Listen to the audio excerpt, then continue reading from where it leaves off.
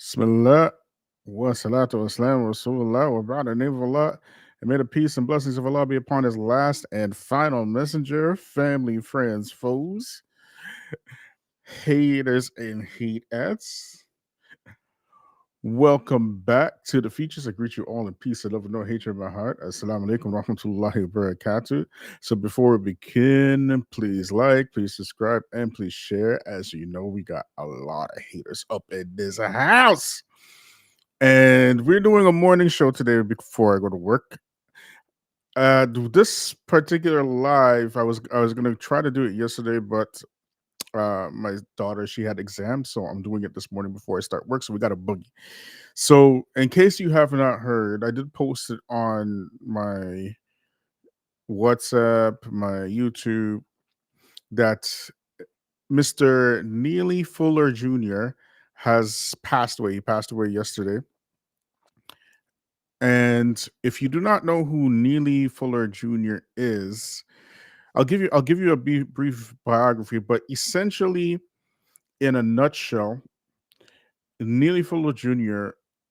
is probably the foremost personality in terms of dissecting exactly what white supremacy is and how it works, that down to a science.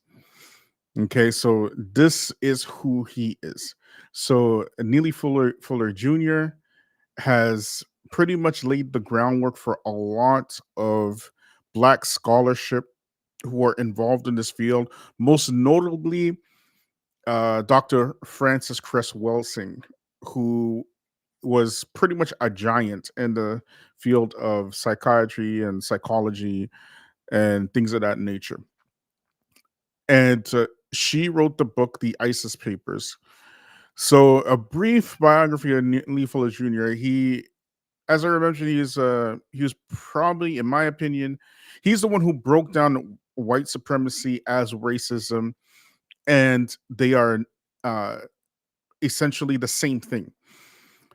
And he was born in Galax, Virginia, in 1929, and he grew up in the segregated South during, of course, the tail end there of the Great Depression. That's when he was born, and he served during the Korean War. And when he finished his term through the Korean War, that's when he started getting involved in the civil rights movement. And the way that he dissected white supremacy, his work is invaluable. Right. So even if you never heard of him before, you know, he produced a lot of people who used his ideas to break down white supremacy. And he's an author of a few books, and as well as you might have seen his clips running around on YouTube. If you're in black circles, particularly, you might have seen some of his clips. So we're just gonna play some of his clips as well, and some of his interviews. Okay, before I go work. Okay, so make sure you like, subscribe, share, hit me up on Patreon, family. Let's get down to the nitty gritty. So let me just share some of this for you first. Okay, 1 second, yo. So 1 second, family. 1 second. Let me just get this one here first. 1 second here. And press number one in the chat if y'all can hear me. Okay. And make sure y'all share this because we're here early morning. Okay. All right. I know some of y'all in the UK will probably be finishing up work and stuff. Right. So let me just get this sharing for you guys. I'm gonna share this.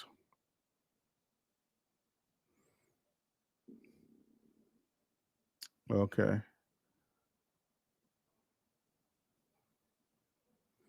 Where are we here?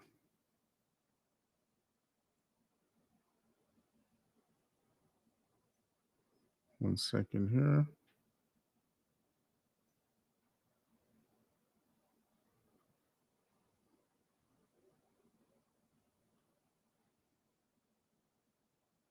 There we go.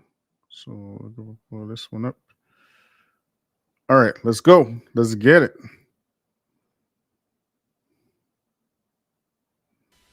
who has been exposed to white supremacy, Oh boy, here we go. 1 second, y'all. and the assumption is every black person on the planet has been, even when they haven't been in contact with white people directly. They've been exposed to the white culture indirectly. White culture is about white supremacy. Now, what does white supremacy do?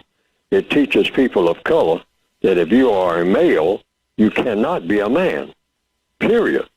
Not in the system of white supremacy. And you're not going to be treated like a man, ever.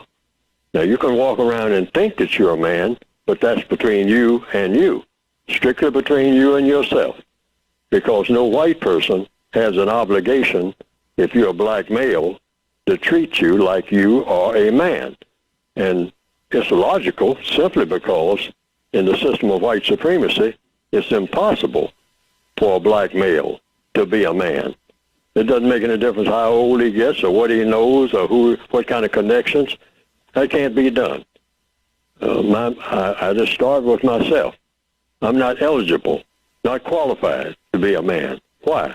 Because I was born in captivity, that's why. When you're in captivity, when you're a prisoner of war, you are strictly that and nothing else.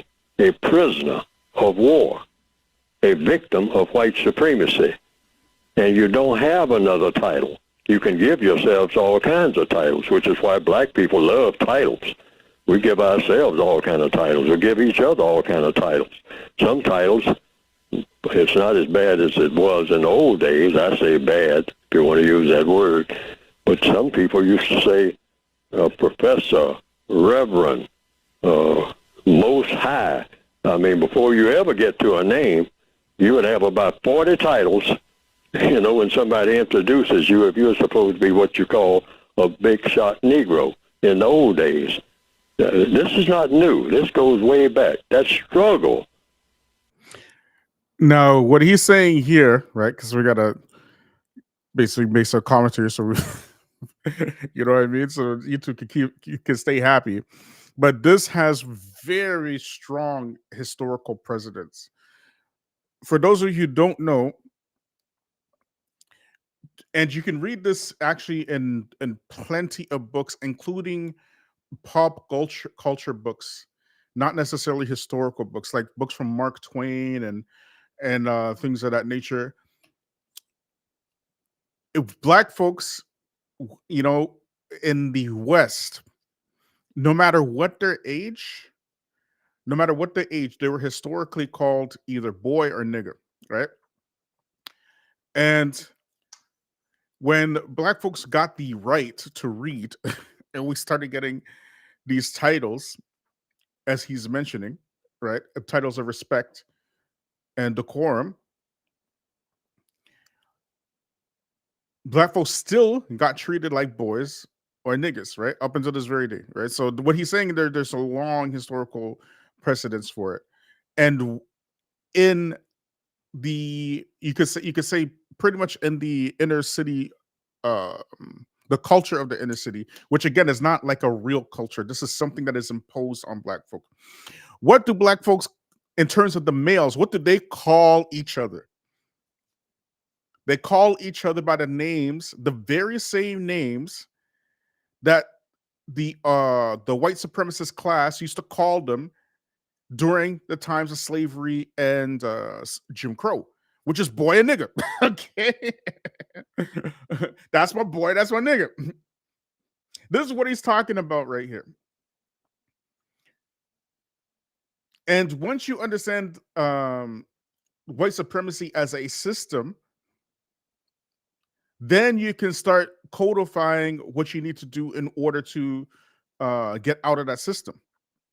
Right, Mr. Neely Fuller, his most famous quote, and you'll find it everywhere, right? And some of you probably already know it, right? His most favorite quote is, and I'm quoting here, is that if you do not understand white supremacy, and he always said white supremacy and racism are the same thing, right? So if you do not understand white supremacy, what it is and how it works, everything else that you do understand will only serve to confuse you, right? And that quote right there pretty much breaks down where we are right now. If you look at what's going on in terms of everywhere in the world, because the system of white supremacy, the whole goal of it is to make sure that darker skinned folks are in a perpetual state of oppression, and their work, their labor, their resources, their land, it benefits those folks that are that have classified themselves as white. And if you look right now, we see global fascism on the rise. Why is global fascism on the rise? Is because the one thing that white people can always get on code on is making sure that they are on the top of the social ladder globally. That's the one thing that unites them, including in alleged Muslim circles. You find alleged Muslims practicing white supremacy openly while calling the victims of white supremacy all kinds of epithets. Like you have a victim mentality and, pick yourself up by your bootstraps, but at the same time, twitching and twirling and rubbing baby oil all over their titties and stuff for white supremacists like Donald Trump. Remember, go punish Kamala Harris. Remember that? Let's punish Kamala Harris. Remember that? Mashing your titties together all for the MAGA movement. These are Muslims doing it. Anyways, I digress. Let's keep watching, y'all. Oh, I'd just love to be a man. I mean, what can it take? But by this generation, what you call the new millennia, most young black people have looked around. They have looked at the people that came before them, who since the 1960s, the white supremacists have done a rough job on black malehood. First of all, giving them an option that you can continue to be a big boy, or if you really want to get some material benefits, put on some gold slippers and skip around, and grin all the time and all like that, and have a little money in your pocket. Now you can be a black girl if you're a black male. You can be a black girl, but you cannot be a man. You will never be a man in the system of white supremacy. Now they have put that in cement. They have written, or rather in steel, or whatever the hardest subject, a diamond. The white supremacists have put that philosophy out here since the 1970s. That's the benchmark that I give it. All over the world, and they're spreading it. They're saying, you're not going to be a man, you're a black male, and you think you're going to be a man on my watch? On my watch? This is the voice of the white supremacists now, racist man and racist woman. Say, that's not going to happen. Say, now Martin Luther King and Malcolm X and Elijah Muhammad and all of that, they said that that's what they're going to make you out of, but it's not going to happen. Now, you can talk it, but you make any move to make that real, and you're going to wonder what fell on you. Now, they have made that clear to all of us, and the young black people have picked up that signal, and they say, well, if I can't be a man and I don't want to be like my sisters, I don't want to switch around all day looking for a male, and I pretend to be a female or try to switch over and be one if they can operate on me and make me one, because then things become easier. I guess, I hope, but I definitely can't be a man because I'm in big trouble if I try to be. Then what can I be? Well, the white supremacist said, well, I'll give you another outside option. You can go around and pretend that you're a man by doing harm to other black people. That's cursing out black females, calling them names and all like that. Write songs about them where you call them all kinds of names and kick them all up and down the street. We don't care about that. Kick your mother up and down the street. We rejoice when we see you do that, okay? But if you start acting anything like you ask for respect from us, the white supremacists, boy, you're going to get dead real quick. And that has been playing out to perfection, particularly since Barack Obama was president. since Barack Obama was president, what have we seen in the black community? We've seen a very sharp uptake, right? And this thing called LGBT now, where even black entertainment, you can't watch a single, not one single, if you're watching entertainment, you can't watch anything except that it has some outrageously effeminate stuff going on. You know, these are the folks that are bringing you Lil Nas X and Saucy Santana, and all this other kind of madness, right? And right now in Africa, we put this out that they spent, how much was it? And we put this out. I think it was like 800,000. I can't remember. It was, but one of y'all can remind me. But in Kenya, they were basically doing this study, right, where they were studying Africans, and basically they were saying, why are these men being strong, assertive, masculine, and this is a danger to society. This is a danger to society. So we're going to keep watching some other stuff from Mr. Neely Fuller, because like I said, this man, if you never heard of him before, his dissection of white supremacy is probably, in my opinion, the most important points for anybody to understand in general, not just black folk, the entire world, because it's pretty much mask off. Like everything he's saying is absolutely spot on. Right, so let's watch. Let me just pull up this other one here. 1 second, family. I'm gonna pull up a different one. Right, so this was an interview that he did years ago, and we'll put up one of his last interviews as well. 1 second, family. Just give me a minute, okay? There we go. We'll put this one up here. So let's rewind this. Okay. So let's play. Basic words to describe what needs to be done. Well, when you put it in the frame of reference, everyone, when they talk about racism and white supremacy, should always start by saying that the focus, the objective should be replace white supremacy with justice. Those are the 5 basic words. And you start your frame of reference from that. The words are very important, because when people talk about racism, they tend to get away from the basic focus.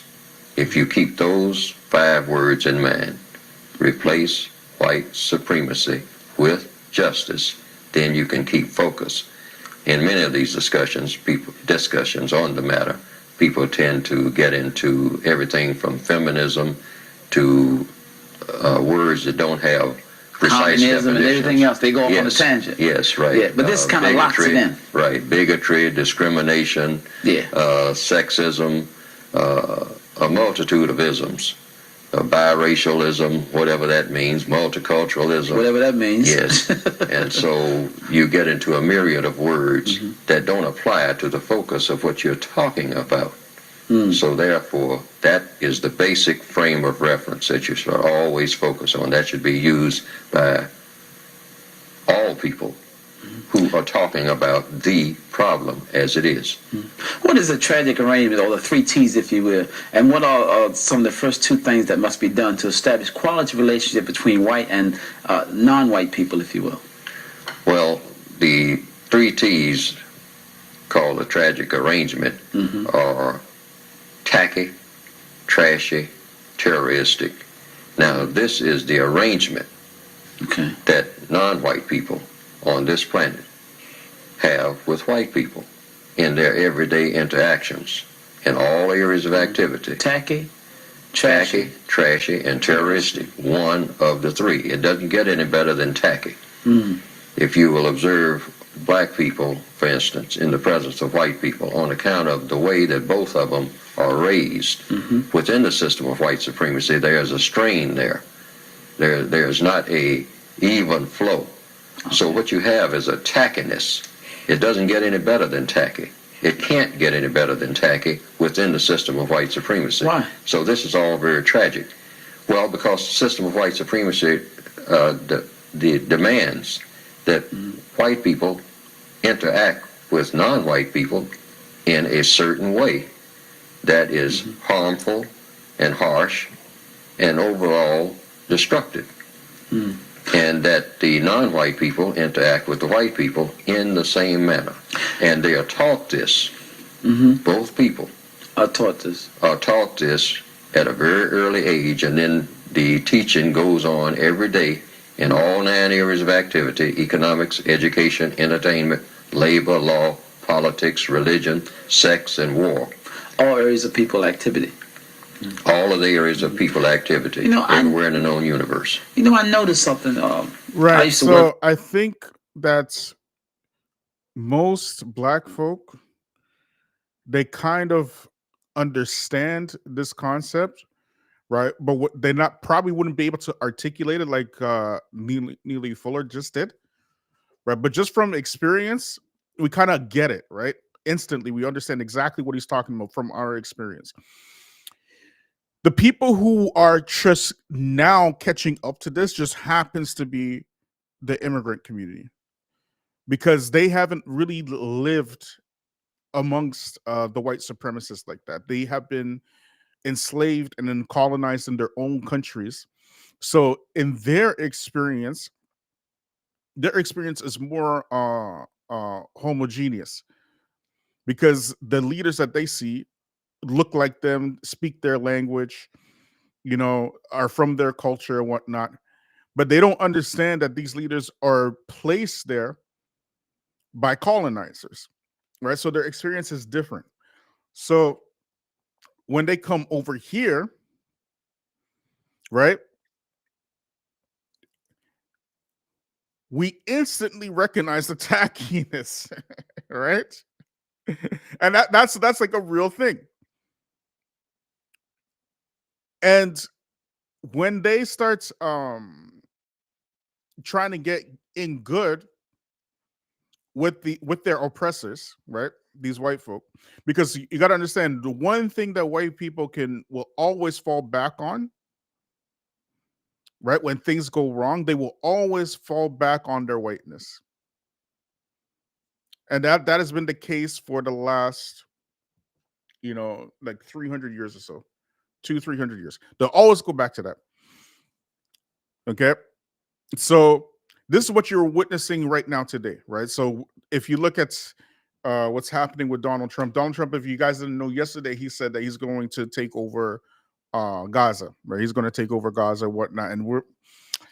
And us on this side, we was like, yeah, let me go get my guilt-free Starbucks coffee. It was, that was such an easy call. I mean, it's like saying, it's like, well, what are the chances of the sun rising tomorrow, right? There will come a day where the sun doesn't rise, but you can pretty much guess that the sun is going to rise every day. One of the easiest calls in the universe was Donald Trump going to be side with the Zionists, because he is a white supremacist. You got to understand that Nazism and Zionism are just two sides of the same coin. Don't let anybody fool you. Don't let anybody trick you. You get it? But who were the ones that were all gung-ho, okay, trying to support Donald Trump to end the fighting and the war in Gaza? Who were these folks? Was it the general Black Muslim community, or was it the immigrant community? That's the tackiness. That's the tackiness. You get it? We already knew. Okay. It's like we wasn't even surprised, family. We done knew. But anyways, we're living in a time right now that, and we already mentioned about protesting, and protesting is kind of like For me, anyways, in my humble opinion, protesting is, I mean, it may have its place, but not anymore. And that's it couldn't be more pronounced than in our time, right? Where protesting, the ineffectiveness of protesting could not be more pronounced than in 2025. Okay. You're living in a time, if not a protesting, because your protest will be absolutely futile, right? It's not even like these folks are going to do what they're going to do. The time you're living is what you're going to do about it. And unless you are being very clear what the issue, what the problem actually is with this global white supremacy, you see this global Nazism, global fascism, all stems back to white supremacy. Feminism stems back to white supremacy. LGBTQ stems back to all of it stems back to that stuff. It all goes back to this, okay? If you don't understand that, everything else is just going to serve to confuse you. That's it, okay? But anyways, I digress. Let's watch another clip from Mr. Neely Fuller. 1 second, family. Let's get one queued up for y'all. Like, subscribe, share, hit me up on Patreon, family.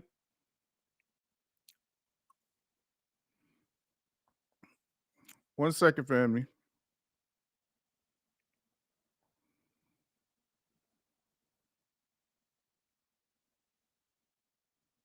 So, Brother Abdullah Deluxe, while we're waiting, he says, "What's your Imam Tom say about that?" I'm just saying. I'm just saying, like, this was Imam Tom Ficini, okay? Bachelor's in the political science, okay? Talking about we need to punish Kamala Harris. That's what your bachelor's got you? A punishment of Kamala Harris? If y'all can't see like this game being run here, then yes, you are tacky. That is so simple to see that, yeah, this dude is running game. I'm just saying. Bare minimum means running game. Because there's no possible way in the universe that somebody who was brought up in the West and understands Western politics and the left-right paradigm and how these politicians work and how traditional democracies are quid pro quo will ever in their life talk about we need to punish Kamala Harris, who was not a president to begin with. Okay. And saying this is a political strategy. What kind of strategy, what kind of ridiculous strategy is that? Yes, I said it. And if you want to timestamp and share it to Tom Ficini or whoever else is pushing this dude, be my guest. Okay? Y'all, that is some craziness. Absolute craziness. That's probably that has to be one of the top 10 craziest things I've seen an imam say at an actual imam. Okay? That's your strategy?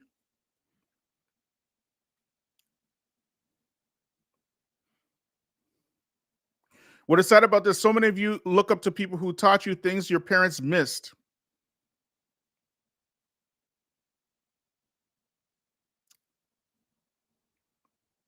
What else we got here? Jet Black, Sonic, Darknesses. I'm late getting in. Don't worry, family. This is for if y'all in the East. Yeah, you haven't missed nothing. Let's see what else we got here. Walaikum salam wa rahmatullahi wa barakatuh. Walaikum salam wa rahmatullahi wa barakatuh. And good day, family. And let's get down to the next clip. Let's go. 1 second, family. Let me cue this one up. Okay, so we're going to watch another one from Hip Hop Cartoons, and then we'll get into his final interview. 1 second. Well, one of his last interviews, anyways. 1 second, family.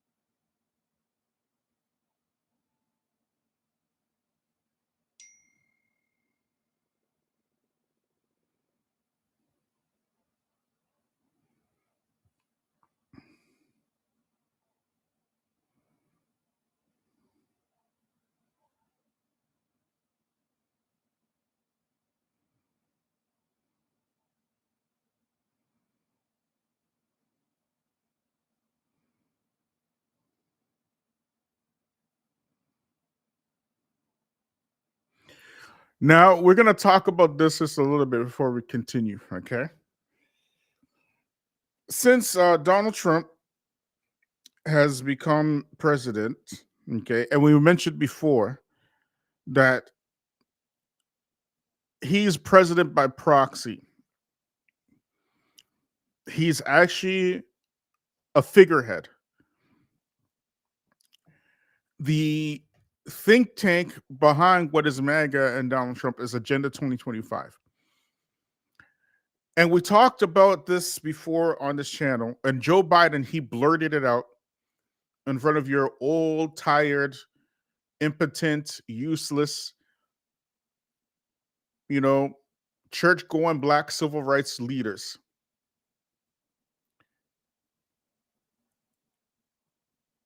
Okay. Did y'all see that, by the way? Did I share it? I don't think I shared it. Let me share it. All right. So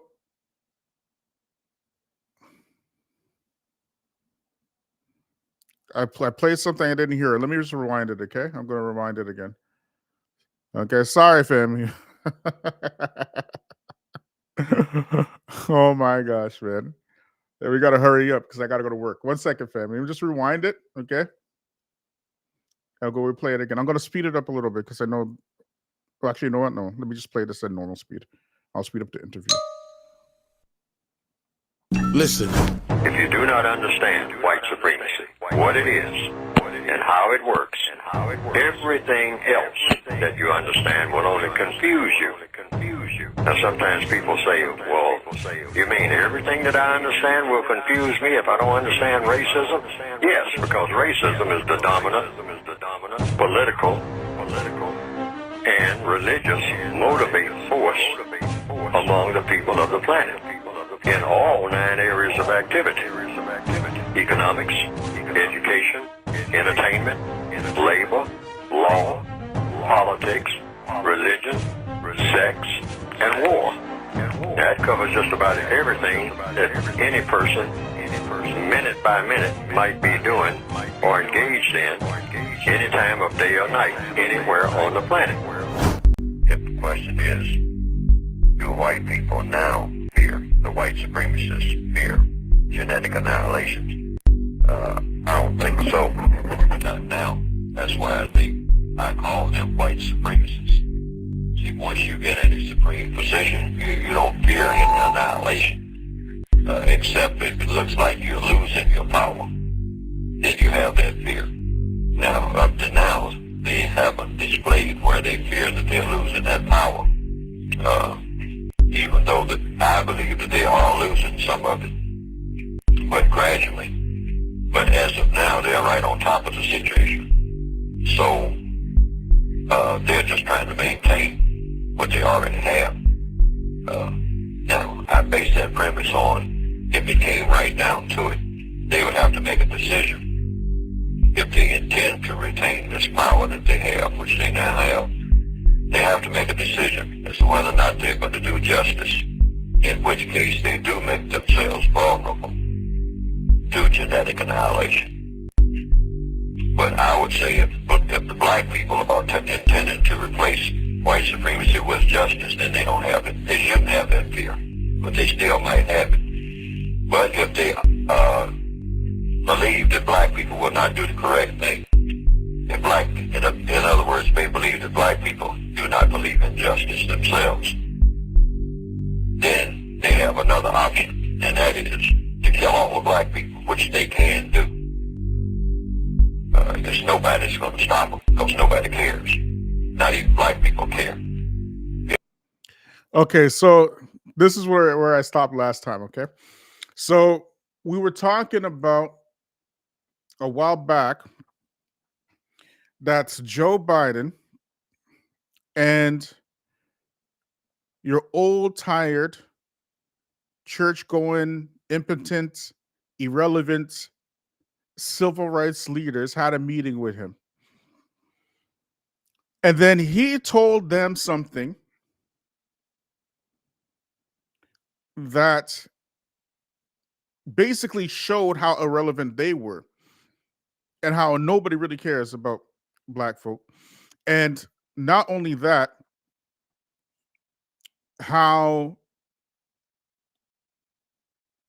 what you call? What was I going to say? I lost my train of thought. It also showed how essentially that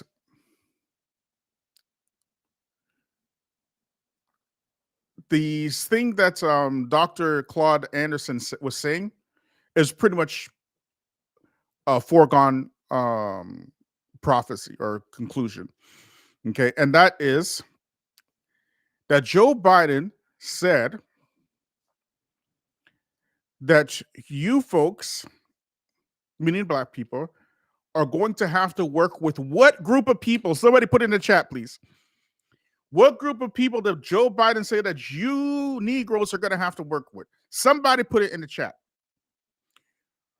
Because by the year 2040, white people, this is what he said, Joe Biden on record, okay, by the year, and we put it out there, it's on the channel, by the year 2040, white people will be a minority in this country, meaning the US of A. What group of people did Joe Biden say that black people have to work with in order to get anything? Somebody put it in the chat, please.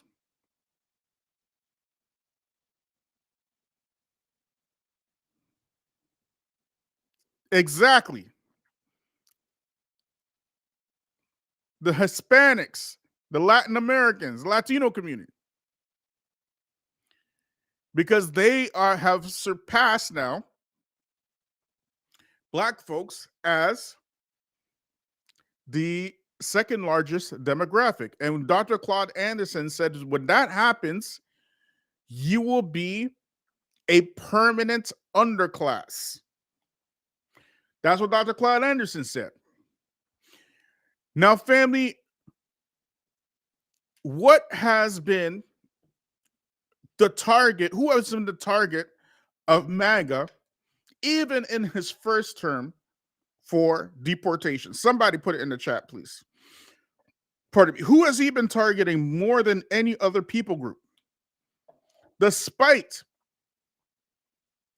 the fact that these folks are all up in the farms, they're all up in construction sites, doing your roofing, planting your lettuce, picking your strawberries, and all kind of stuff. Who is the number one group that he wants over what did he say? 1,500. He put an executive order to arrest and round up 1,500 police per day. Exactly. It's Latinos. It's Latinos. It's Hispanics. And this is what we are talking about. That's that fear of that genetic annihilation.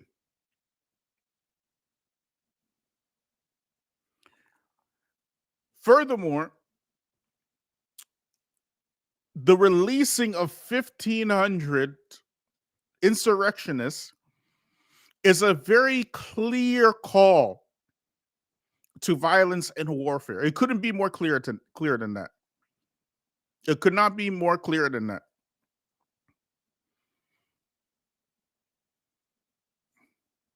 And we have internationally now, your fascists, your Nazis, your whatever, your Zionists, they are arming the most extreme elements to do what? Why do you think they're arming them?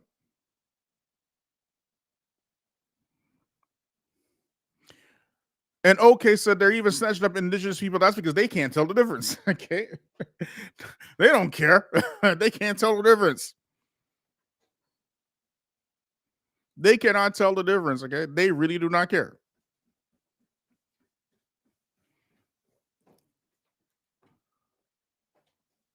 So the point is that this is always the fallback. Okay. Now, when for the since World War II, you can see that these European countries, these Western countries, they're fighting their wars against each other through other countries. Okay, mostly communism. They're mostly fighting. Like they've been fighting, communists. I can't say that Russia is a white supremacist state at all. I don't believe that. As a matter of fact, Russia is the only, you could say, European country that's not in Europe. Right, and part of that is because of their in my humble opinion, right, their rejection of this Nazi type of ideology. They reject that outright. They've always rejected it outright. Okay,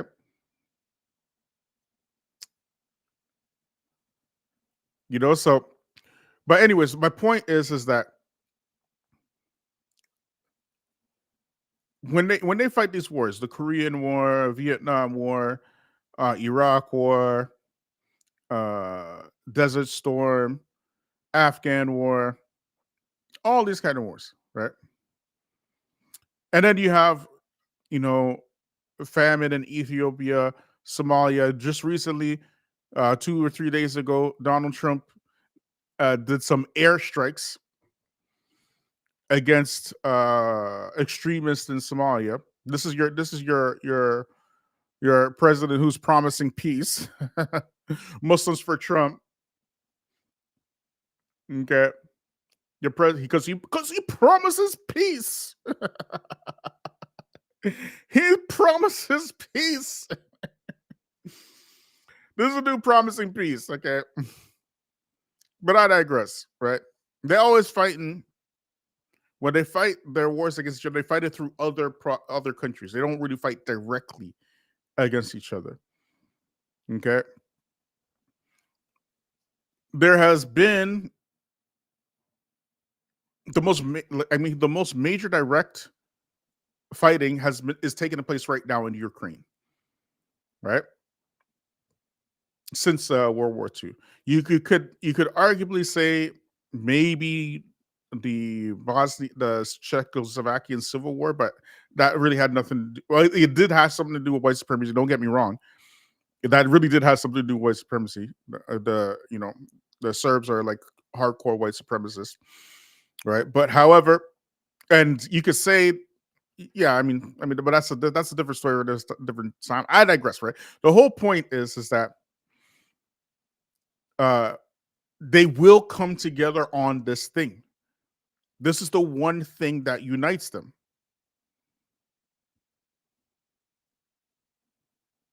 This is the one thing that unites them.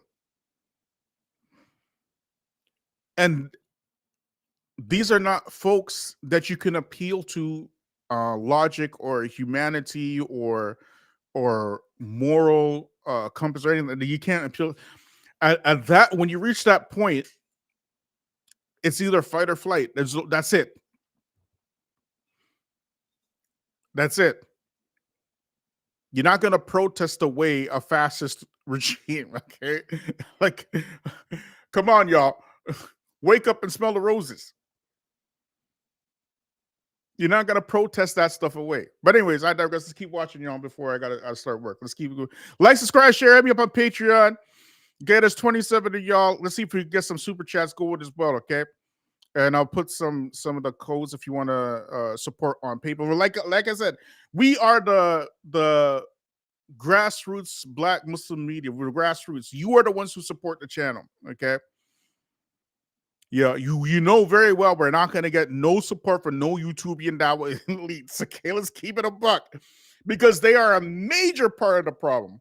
These folks, these YouTubians, support some of the most outrageous white supremacists while saying they're Muslim at the same time, talking about they giving Dawa and stuff. These are not your brothers. These are not your brothers, and we absolutely refuse to acquiesce and bow down and kiss the ring and all kind of nonsense to them folks. So make sure you support the channel. Okay, let's keep it going. 1 second, y'all.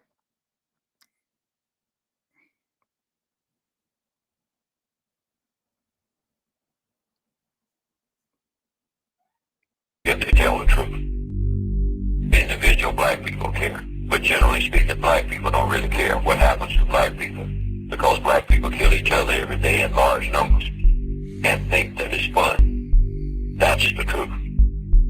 Because the white supremacists have programmed us that way. In fact, we think that it's cool, particularly black males. Killing black males is almost a rite of passage. As far back as I can remember, right up until this day, it's been passed on. That is a ingrained a part of black culture. It's more of a part of black culture than anything else. And it is this is amplified now through drill rap. Absolutely amplified now through drill rap.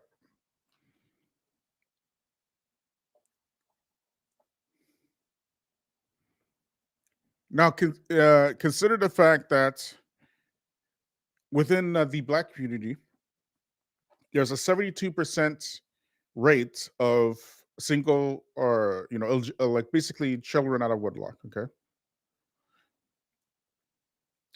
And on top of that,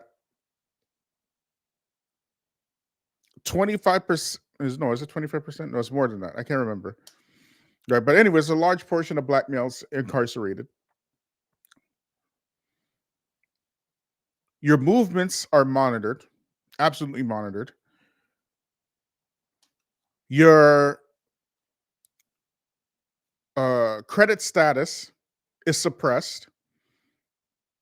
Your public schools are intentionally mismanaged and underfunded to produce the result that we're seeing, to reduce the results of single motherhood, to reduce the results of gang violence, to reduce these type of results.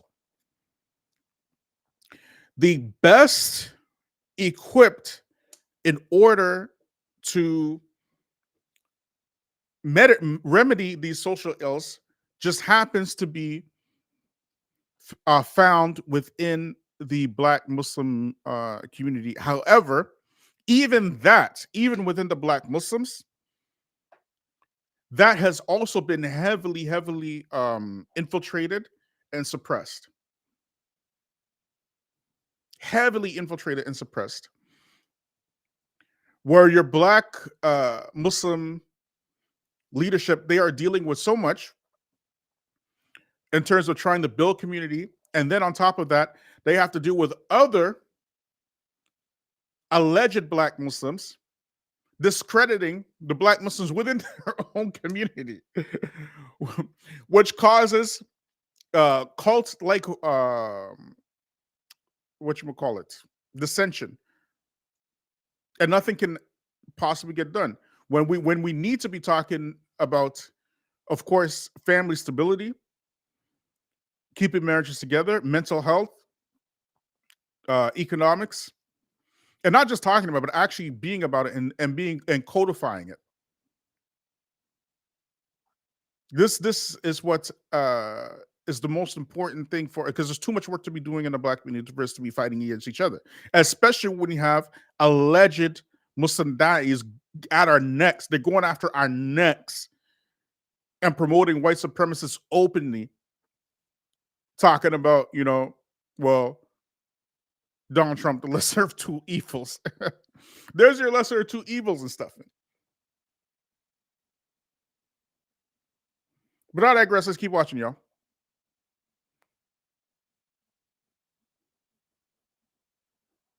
Black people killing and mistreating other black people is a part of black culture. If you want a definition for black culture, that's just about it. So the white supremacists have no problem with that, because they will be killing us and we'll be killing each other.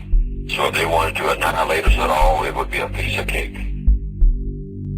It would be a piece of cake. But there's a problem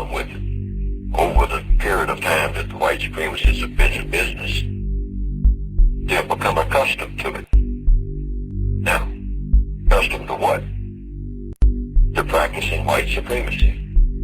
And what is the purpose of white supremacy now? According to logic, from at least my viewpoint, and studies and observations, it's white supremacy. They're not after land, they're not after money, they have all of that. The idea of white supremacy is a value within itself. That's what they're riding on now. That's one of the most deepest things that he's ever said, in my humble opinion. Okay. That just the idea of being supreme prevents them from annihilating, black folk. And you can also find stories like this, of course, in the Quran, where Pharaoh, Pharaoh, where Pharaoh, he said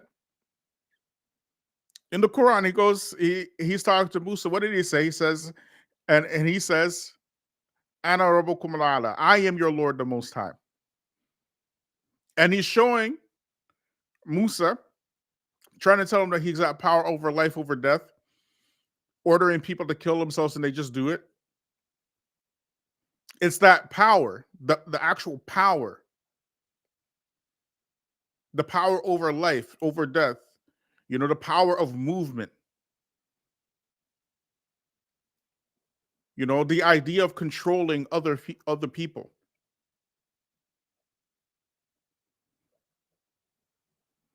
And we see this very plainly, of course, in South Africa, of course, in other places in the West, like Brazil, in Colombia, in Argentina, and of course the US. And we see it pretty much in our everyday lives. Like if you're somebody who watches sports, if you watch NBA, for example, and they have the NBA draft, where a whole bunch of owners of NBA teams, white owners, mind you, are drafting picks who gets to play and who gets not to play. And it looks like pretty much a modern day auction block. Like it's pretty much looks the same.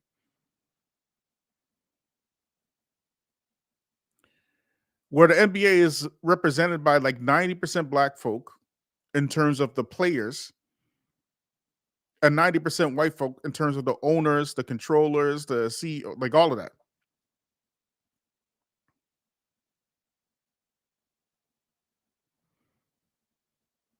You get me? So let's get into this interview. Let me just pull it up here. 1 second, family.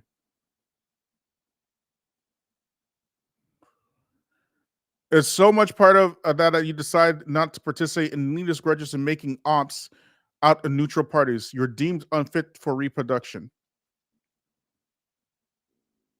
And we have like so much uphill battles because yes, a lot of these folks are absolutely unfit for reproduction, and they will continue to reproduce, right?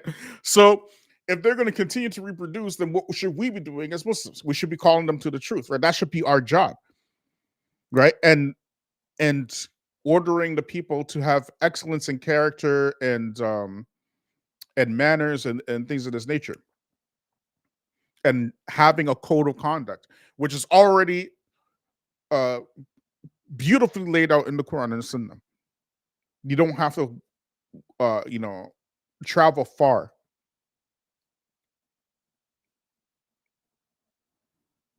Okay, so let's get this interview up. 1 second, fam. We'll get a little bit of this interview up, and then we'll call it a day because I got to go to work. 1 second, family.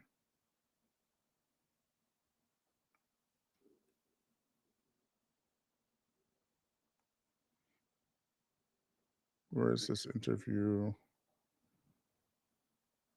I was watching it. Yes, here we go. Yeah.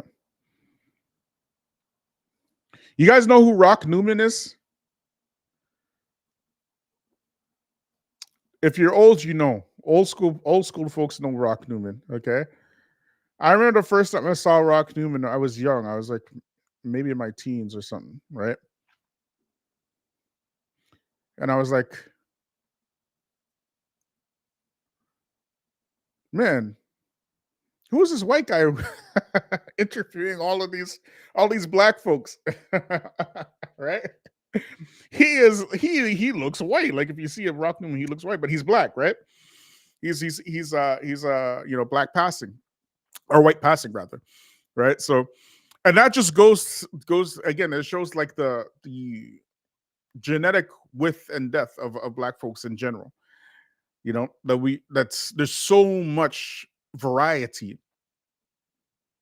just amongst black folk that the idea of white supremacy is ridiculous. But the only reason why it works is because um the people practice it are getting supported by other folks who want to continue propping it up. You know, what do you mean? Like I'm talking about like, other groups like your Arabs, your South Asians, your what you call it, your Hispanics, even black folks, Africans in general, you know what I mean, colonized people. They think that the world cannot work unless white folks are at the top. They believe that. They actually believe that. And that's why that whole thing see, it's just a very devilish system. Very devilish. You get me? When Islam came to eradicate all that stuff. And it was even proven by the Sahaba, by the way that they lived, that these folks, these poor, illiterate desert Arabs of all colors, all sizes, all different walks of life, warring parties, they used to make war with each other, kill each other's family members, all kind of stuff, doing all kinds of craziness. They were really like, you know, modern day ghetto people. Okay. If you look at the lives of the Sahaba before Islam, they were literally like that, man. They were just like modern day hood rats, okay, except Arabs. And when Islam came to them, all of this, what we consider gang violence, united them. It ended the warfare, the violence, the illicit behavior, the drinking, the all of that stuff. Now we have folks. Anybody can just hop on the internet right nowadays, and if they know how to massage an algorithm, they get millions of followers promoting the absolute most devilish things and calling it Islam. Somebody sent me in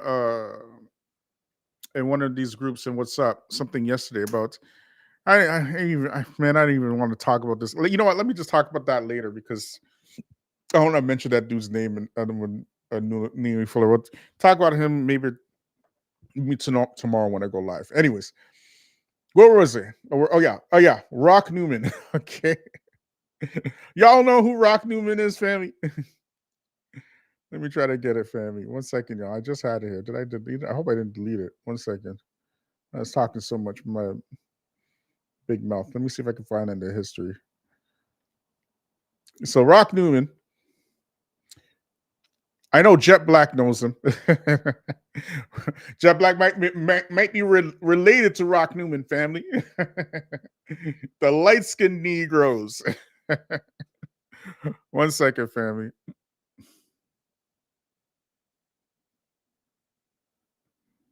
Let's see if I can get it. There we go.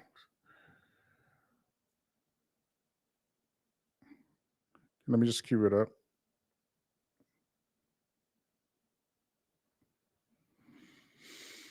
All right.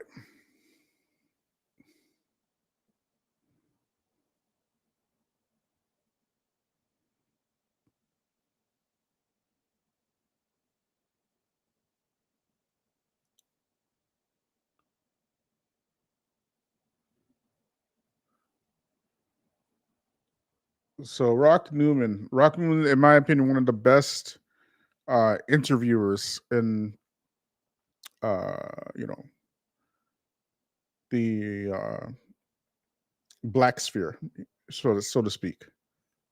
Amazing interviewer. 1 second, okay.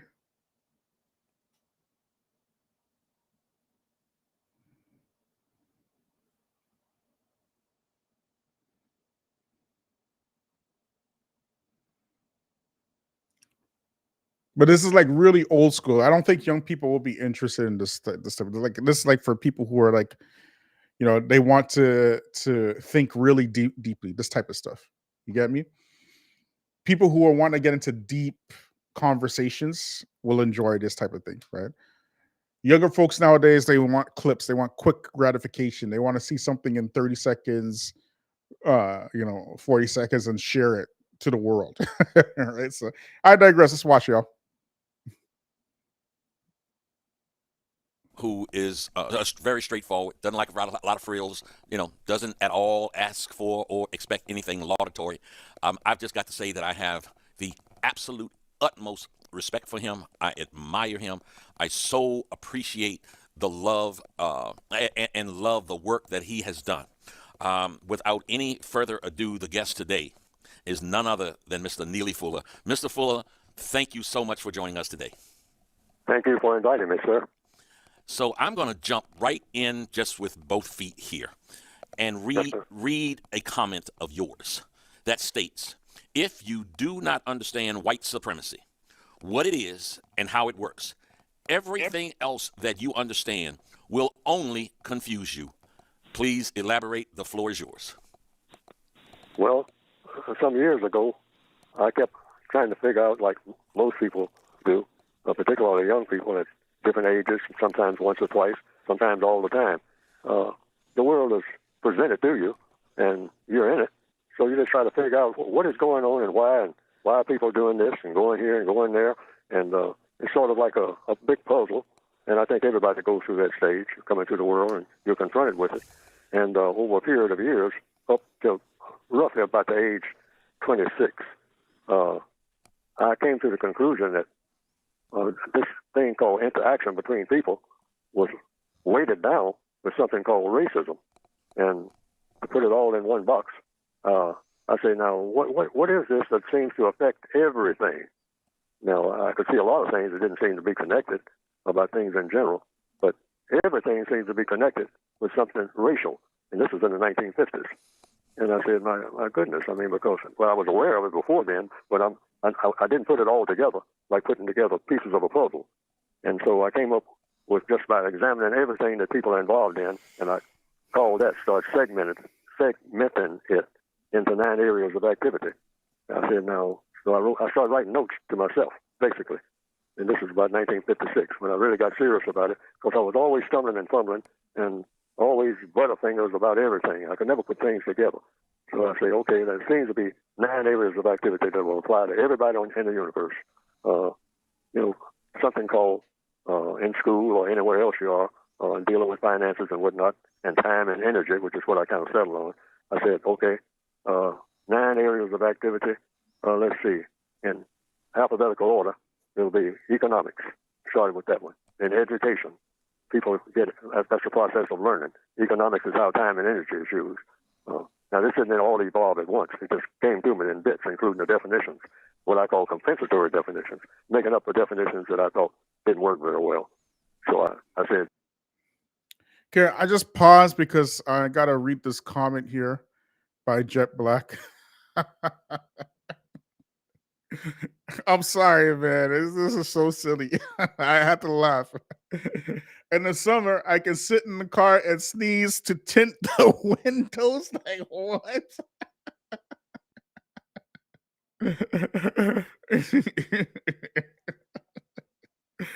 That was fire, man. Got you, Jet Black. Got you, Jet Black. Mashallah. Mashallah. Mashallah. Mashallah. Mafias. Mafias. Okay, let's keep watching, y'all. economics is not just about money. It's about how you use time and energy. And then I went to the next one in alphabetical order, education. That is learning. Learning what? Learning everything about everything, because that's what education is. And then I added a little footnote to that saying, no one is educated, because no one that I'd ever met, including meeting myself, knew everything that they should know. I say, so is there such a thing as a real educated person? And when you ask questions, the answers seem to be coming if you keep asking the questions, persistent about it. So I said, no one is really educated. They say that's an educated person. No, it isn't. Because that person, unless they know everything that they ought to know all the time, they know it, you're not educated. That's a process. So even back then, even though I didn't have words for it, I cliched that later on. I started adopting the phrase, I'm still learning. I made that one up. And that's a part of education. You have to learn. That's what education is. You're constantly learning. And you never stop learning. Even when you are dying, unless you remember that you died before, you're learning about your death. You might see other people die, but you want to learn about your death when you're dying. So I'm not dead yet, so I still don't know about my death until I'm actually dying. Okay, then entertainment, that's the third area. Labor, law, politics, religion, sex, and war. And then I turned around and answered to the question that you asked and looked at that phrase that I made up. If you don't understand white supremacy, what it is and how it works, everything else that you understand will confuse you. And then I said, now that means I got work to do, because I got to know what white people who seem to be running everything that has to do with me and everybody that looks like me, I said, I got to know what they do and how they do it in all of these areas of activity. Otherwise, I'm nowhere close to solving problems, my problems. Because when I started out really trying to wrestle with this race thing, I was just trying to solve my problems. I wasn't trying to solve anybody else's. Mr. I was Fuller, very personal about it. Mr. Fuller, if I can stop you there just for a moment. Yes, sir. Yes, sir, at any time. Only to let my audience know that you're listening to the voice of Neely Fuller, one of the most highly informed individuals on this planet when it comes to this matter of race and white supremacy. For the very longest time, we have desired to bring him to you, and we were finally able to connect and to have a time that worked for both of us. So you're listening to the incredible wisdom of Neely Fuller. Mr. Fuller, please continue. Yes, and so I think the last one was war. Yeah. You're right. And that's the 9 areas of activity. And then I started going back to number 1, economics. How should I use my time and energy? Because at that time, I was just running all over this place, that place, doing this, doing that, watching to see what other people do, and then joining in and saying, me too. Unfortunately, a lot of things I put on brakes about because I was headed for disaster on several occasions, watching what other people do and then saying, me too. I'll join this and join that, because I didn't know. I couldn't. My reasoning power was just about zero, because I was confused about everything. I was always the last one. I mean, to catch on to what's going on, what was really happening and why. And so when I really started paying attention, I said, I got to slow down and pay attention to every detail of everything, because otherwise I can see the dangers ahead if I keep doing everything like I'm doing, just rushing in and asking questions later. And then that's when I discovered that everything is a matter of questions and answers, and coming up with the correct answers to every question, every time, without fail. Because if you didn't come up with the correct answer to just one question out of a million, that might be the thing that will cause you disaster. It's always got to be the correct question. Otherwise, it's not the correct answer. Otherwise, it's not an answer to that particular question. And I said, these sound like, well, talking to myself, the laws of the universe. And that's what I've been ignoring. I said, people don't really make laws. They discover laws that are already there. And if those laws are correct or incorrect, they're going to either be one or the other. That's the only thing to sort out, how to use that law of the universe. And so these things came to me gradually. And then I said, finally, in answer to the initial question, I came up with that thing about if you don't understand white supremacy, what it is and how it works, everything else that you understand will confuse you. And that's in all areas of activity. So I said, now you can't solve any other problem on the planet, and I'm saying that now to the entire world, until you solve the race problem. Because I was running, particularly back in the 1950s when I started getting into it earnestly, I was trying to run this place and that place, trying to go different places, thinking I could escape the race problem. And then I had to realize, Fuller, there's no escape. You have to dissolve the race problem.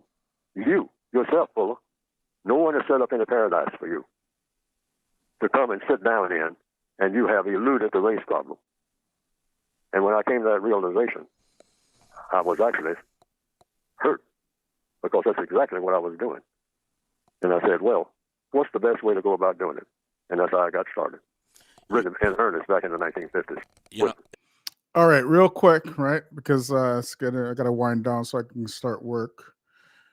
Now, he was talking about how white supremacy pretty much, the way that he puts it, it operates in every aspect of people activity, right? Whether it's economics, education, employment, what do they say, war, sex, and some other things. Right? I can't remember, but anything you do, you're going to find racism in it, right? Now, there are actually arguably three hadith that are very important on this particular subject with regards to white supremacy. You know, when people quote hadith about racism, they always like to quote, "Oh, you know, the Prophet sallallahu he said there's no superiority to Arab or non-Arab or black or white or black, and you know, except through taqwa." That's what they like to quote, and they only like to quote this to black people, okay? But they never try to chastise the people practicing racism. They try to appease and patronize rather black folk. You get me?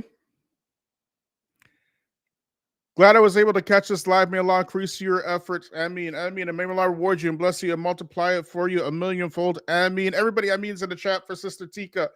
Big time supporter of the channel. Hayakumullah. All right. So, anyways, the Prophet ﷺ, he said, and we put this hadith out, okay? And y'all can look this up. He said there's going to become a people. There are two people that Allah will be angry with on the day of judgment. Right? These are people who are going to get punished, right? On the last day, right? One of the people that he mentioned were people who would have whips that would be like the tails of bulls, and they would beat people with them. Right? And so one of y'all can pull up the hadith and put it in the chat, actually, because we put it out here anyways, right? Right? And that's the first hadith. We know which people this is. We already know which people this is, okay? Like, why don't you quote that hadith? Why don't you quote that hadith? Only one group of people in history had these type of whips. We know who it is.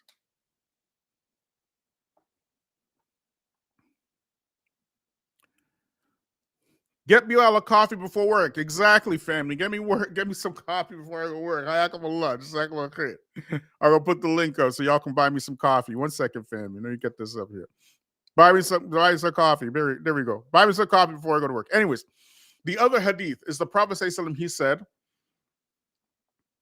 the disbelievers will come to your lands and they will divide up your lands and share it out like a plate of food. That's the other hadith. This happened in World War I, World War II. And he was asked, will we be a small in number in this time? He said, no, rather you'll be great in number, but you will love the life of this dunya and you will fear death. Ain't that the case? Even up until this very day. Ain't that the case? And the other hadith that we always quote here is that, you know,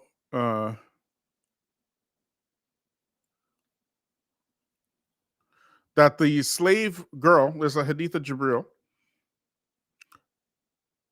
will give birth to her mistress or her slave master. That actually happened. That happened over here in the West.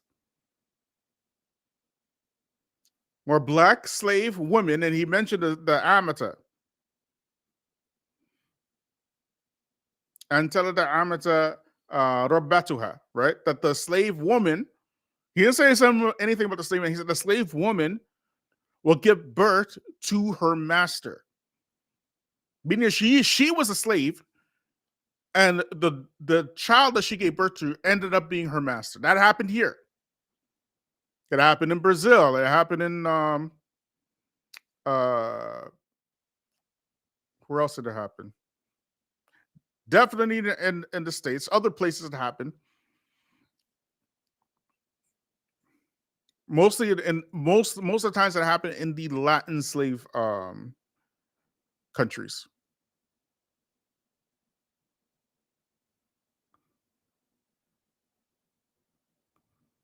Okay. But I digress. The whole point is that we had the prophet say something, basically calling these folks out from way, way, way back then. He can't be talking about anybody else. Like, it's clear that he's talking about these folks. And then you have Muslims out here running defense for these wicked demons. And the other point I want to make is that racism in itself is a group sport. Right? It has to be practiced as a group. Without it being supported and propped up economically, militarily, educationally, and by the group itself, then it just can't work. And anybody participating in white supremacy is not your friend. They're not your friend. They're not your brother. I don't care if they're Muslim and they on YouTube and they talk about Salaam Alaikum and all this kind of stuff.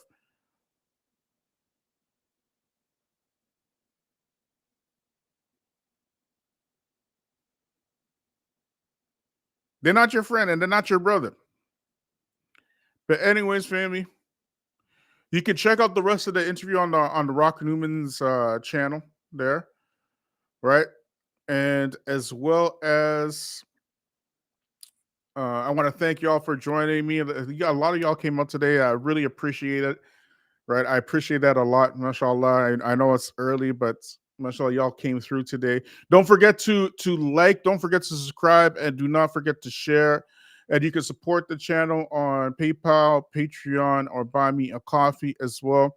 And I want to send a shout out to everybody who participated in the chat, and a special shout out to Sister Tika again with the $5 chat, super chat. May Allah reward you and bless you and multiply for you 1,000-fold. Ameen. And are we coming on tomorrow? I'm pretty sure we're coming on tomorrow. Yeah, for sure. Yeah, I'm going to see y'all tomorrow. Tomorrow's Thursday, right? I'm going to see y'all tomorrow, inshallah. Okay? Subhanak wa bihamdik. The shadow of the ant. The stuff for to be lake. And free the land, beloved. Free the land, free the land, free the land.